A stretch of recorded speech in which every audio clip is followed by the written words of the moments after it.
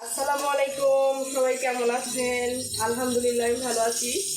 এই যে সকালবেলা নাস্তা তৈরি করা হচ্ছে, রুটি বানানো হচ্ছে, বেগুনের শাক ভাজি করা হচ্ছে, রুটি দিয়ে খাওয়া হবে। এই বেগুনের শাকটা খেতে কিন্তু অনেক মজা রুটি দিয়ে।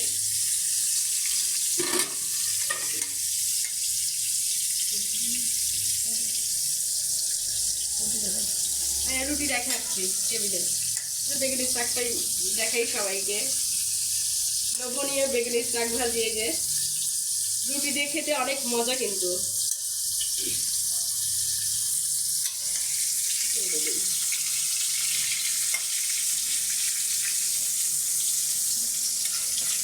আসলে বেগুনের শাকটা কিন্তু সব কিছুর সাথেই যায়, তাই না আপু? পোলোয়া বলো, ভাত বলো, রুটি বলো, সব কিছুর সাথেই মজা লাগে।